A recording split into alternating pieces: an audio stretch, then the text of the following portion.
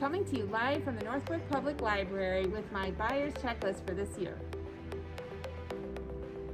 Buyer checklist. If you're thinking about buying a home this year, then you want to have this handy checklist.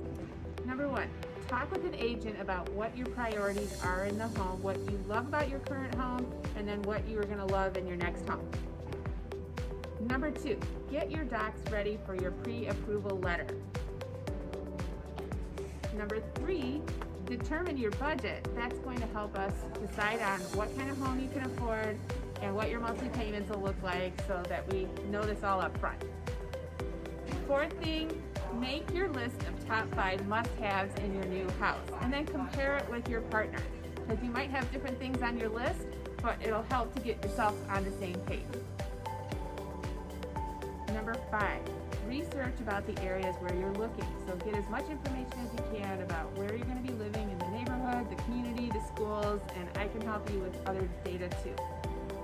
Number 6, schedule your buyer consultation. During the buyer consultation, we'll go over things like your pre-approval letter, what does the process look like for shopping for a home, making the best offer in this market, and making a compelling offer, going through the home inspection and what to expect for that, and all the things that we do up until closing until you move. Number 7, check out the local Facebook groups. A lot of the communities have like Northbrook Moms, North Shore Mom Spot. All those are good resources to get some real candid opinions about what's going on in the community. Number 8, review the coming soon homes, otherwise known as listings off market or private listings. These homes can be shown and sold in some cases, so it's good to know what's available. Number 9, explore, offer, and close.